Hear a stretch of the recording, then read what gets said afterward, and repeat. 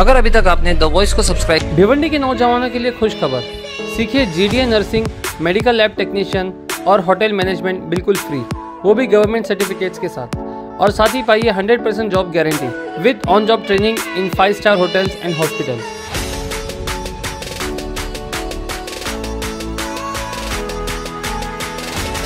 अधिक जानकारी के लिए आज ही कांटेक्ट कीजिए universal skill development centre, opposite Sagar plaza hotel, Kaiser Begum school, 2nd floor, Naigaon road, Bhiwandi. MBBS student ने रैगिंग से प्रताड़ित होकर की आत्महत्या, माँ बाप ने लगाया मेडिकल कॉलेज के मैनेजमेंट पे आरोप। First year? यस। कपड़े उतार, फिर बताता हूँ। देखिए, रैगिंग इज नॉट अलाउड।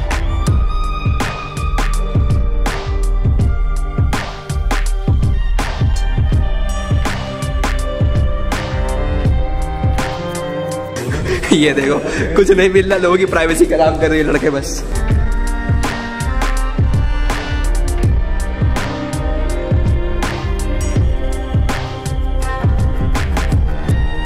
सबको विश कर लाइन से। Good morning sir. Good morning ma'am. दोस्तों, ये घटना करजत के मशहूर मेडिकल कॉलेज ताजगांव की है, जहां फर्स्ट ईयर के मेडिकल स्टूडेंट हर्षल महाले ने 30 नवंबर को अपने हॉस्टल के रूम में खुद को फांसी लगा ली। हर्षल ने अपने सुसाइड नोट में अपने रूममेट्स के कुछ लड़कों का नाम लिखा है और उसने ये भी मेंशन किया है कि उसे बार बार सताया जा रहा था, परेशान किया जा रहा था, इसकी वजह से वो सुसाइड कर रहा है। आपको बता दें कि हर्षल भिवंडी के मानसरोवर का रहने वाला है। उसके पिता बेनिन कॉलेज में प्रोफेसर है। घर वालों की माने तो इस हादसे की वजह हर्षल के रूममेट्स और उसके हॉस्टल के कुछ लड़के हैं, जिनका नाम हर्षल ने अपने सुसाइड नोट पे मेंशन किया है। सिर्फ इतना ही नहीं, हर्षल ने मरने से पहले अपने रूम की कई जगहों पे उन लड़कों का नाम लिखा है। हर्षल के पिता प्रोफेसर महाले ने इसका सारा इल्ज़ाम हॉस्टल के वार्डन पे लगाया है। उनका कहना है कि अगर वो चाहते तो ये हादसा टल सकता था। साथ ही साथ उन्होंने मैनेजमेंट पर भी कई इल्ज़ाम लगाए हैं।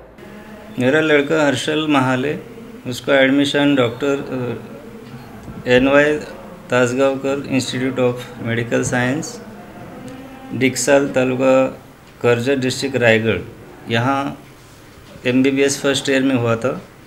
और वो रेगुलर कॉलेज ज्वाइन 3 अक्टूबर में उन्होंने इंडक्शन प्रोग्राम किया।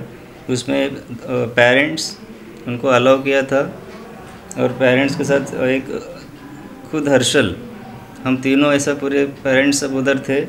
सब पेरेंट्स वहाँ एक प्रोग्राम भी हुआ, 11 बजे से स्टार्ट हुआ, 3 बजे तक लंच पूरा होने के बाद हॉस्टल अलॉटमेंट हुई।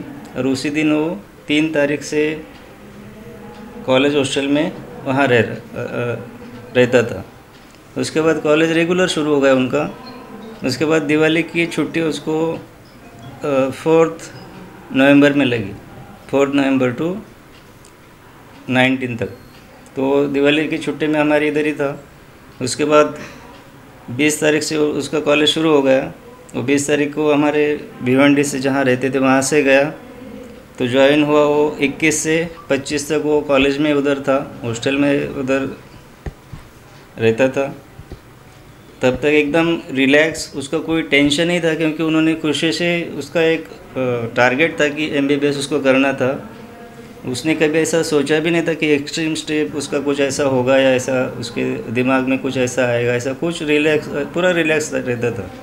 तो जब वो 25 को आया, 25, 26, क्योंकि 27 को गुरु नानक जयंती की छुट्टी थी, 27 तक तो यही था भिवंडी में हमारे घर। और मॉर्निंग में, अर्ली इन द मॉर्निंग वो 7 को यहाँ से गया कॉलेज में, मंगलवार के दिन 28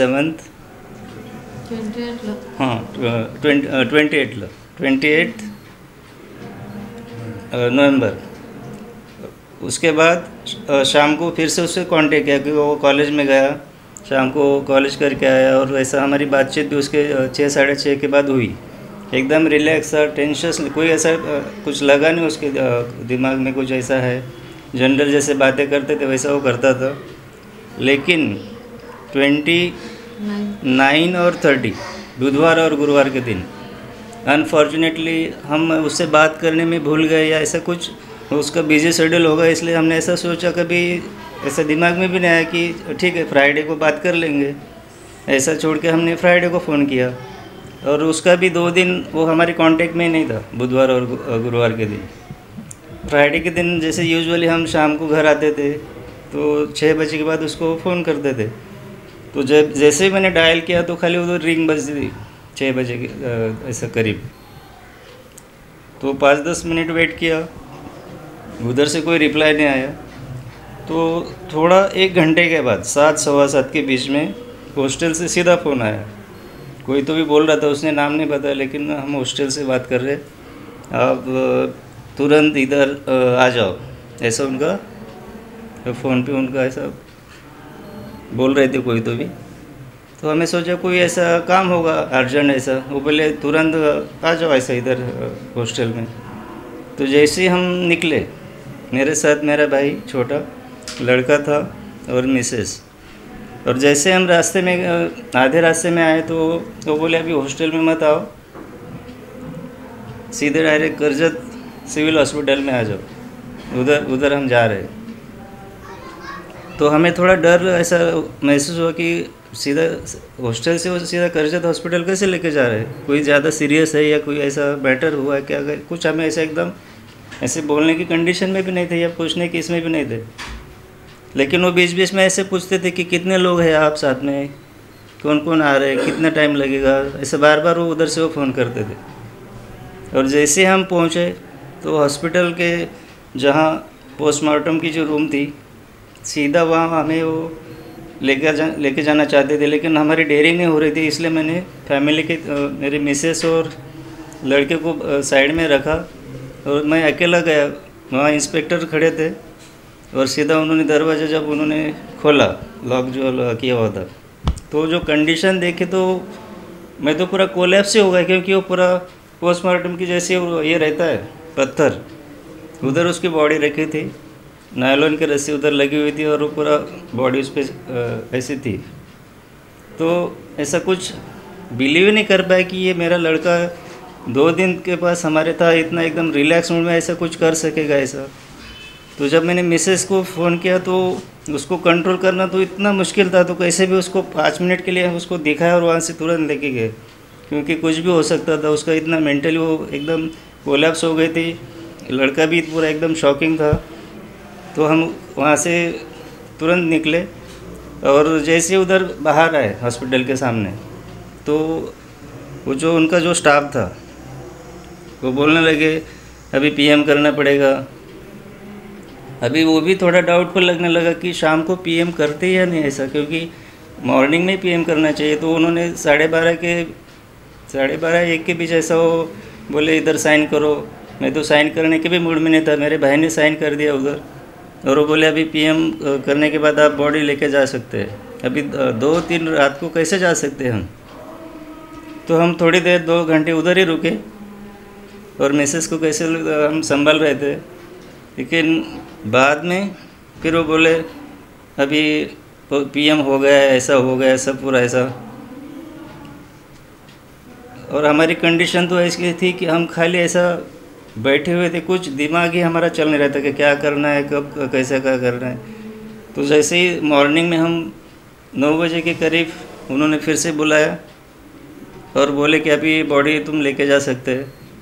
तो हमारे रिलेटिव्स को भी तब तक हमने इन्फॉर्म कर दिया था, लेकिन तब तक ऐसे दिमाग में नहीं आया कि ये कुछ ऐसा क्या बोलते हैं उसको, एकदम कॉन्स्पिरेसी या कुछ तो भी ऐसा कुछ तो किया, ऐसा दिमाग में तो इतना आ रहा था। लेकिन हमारी कंडीशन देख के कुछ ऐसा सोच नहीं रहा था हमें क्या करना चाहिए, कैसे हुआ। तो ऐसी कंडीशन में हम बॉडी घर लेके आए, उसका अंतिम दाह किया 1:30-2 बजे के करीब। और तब से डाउट मन में हमारा शुरू ही था। फिर से हम, क्योंकि ये क्लियर नहीं हो रहा था, तो दूसरे दिन हम 3 तारीख को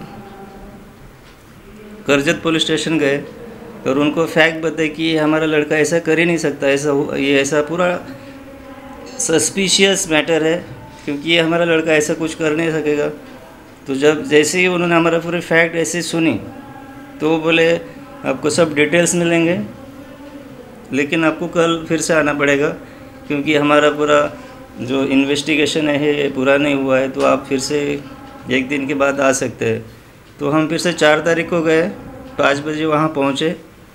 तो उन्होंने 4 तारीख जब उतर गए तो पूरा उनके पास जो कोई इन्वेस्टिगेशन में जो प्रूफ मिले उसमें मोबाइल उन्होंने सीज़ किया हुआ था और मोबाइल से उन्होंने एक प्रिंट उसमें जो ऐसा उन्होंने टाइप भी किया था, वो पूरा हमें बताया कि क्या कैसा उसने एक सुसाइड नोट उसमें थी और उसने कपबोर्ड और वगैरह हॉस्टल के जो ये रहता है अलग अलग जगह ऐसा लिखा हुआ था, आई वांट जस्टिस ऐसा कुछ लिखा था।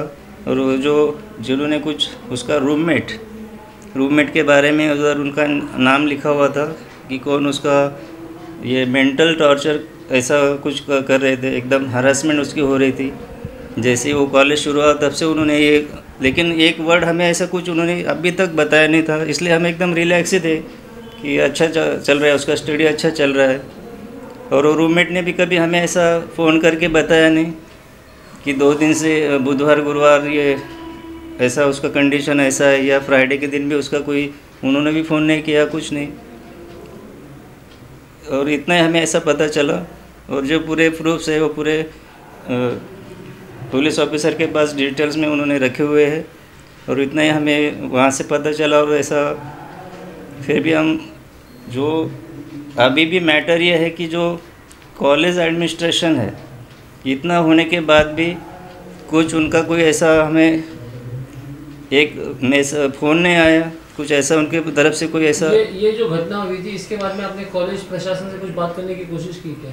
कोशिश नहीं की, लेकिन कोशिश भी करने के हमारे अभी भी ऐसे मेंटली हम प्रिपेयर नहीं है कि क्या उनसे बताएंगे, क्या करेंगे अब, क्योंकि हम इतना मेंटली ये गए हो गए कि हम ऐसे बिलीव ही नहीं कर पाए। तो हॉस्टल के जो ये रहते हैं रेक्टर वगैरह, हाँ। तो उससे आपने हॉस्टल के रेक्टर से भी बात नहीं कर पाए? क्योंकि उनसे भी बात नहीं की हमने अभी तक। सामने से आपको कॉल किया था या फिर किसी इस बात में आपसे कुछ संबंध की कोशिश की गई? बाद में नहीं, किसी ने कॉल नहीं किया अभी तक। एक पूरा हफ्ता हो गया, लेकिन अभी भी रेक्टर का फ़ोन नहीं है, कॉलेज वालों को किसी का फ़ोन नहीं है। तो इसलिए हम उन पे भी ऐसा सस्पिशन हमारा बढ़ रहा है कि वो भी कुछ उनके इसमें कुछ, और जो सीसीटीवी जो कवरेज है उसमें भी हमें पूरा पता नहीं चल रहा है कि क्या उसमें है या कुछ नहीं ऐसा। इसलिए कैमरे का प्रोजेक्ट आपको दिखाया था कि नहीं, वीडियो से जो है आपको? नहीं, वो नहीं देखा है अभी तक। क्या मतलब आपकी क्या मांगनी, जिस तरह से हम कह सकते हैं कि तो एक तो डिमांड हमारी यही है कि ये ऐसा वो कर ही नहीं सकता, तो उसके पीछे क्या क्या क्या हो सकता है, ये हमें पूरी जानकारी चाहिए उसके बारे में। सर, जैसे कि आपने बताया कि सुसाइड नोट्स में रूममेट्स के नाम लिखे थे, तो उन पर पुलिस ने कुछ एक्शन लिया, उन्हें अरेस्ट किया या कुछ? तो जैसे हम टाइम्स ऑफ इंडिया में हमें न्यूज़ मिली कि ऐसा 3 स्टूडेंट्स को ऐसा ये अरेस्ट किया, ऐसा कुछ पता चला, लेकिन बाकी इतना पूरा हमें ऐसा आइडिया नहीं अभी तक। अरेस्ट का आइडिया नहीं है? नहीं, कुछ नहीं बुक किया वहाँ से पुलिस के लोगों ने आपसे कुछ नहीं आपको किसी पे शक है कि उसके कोई रूममेट्स वगैरह जिनको आप जानते हो, ऐसा कुछ है क्या?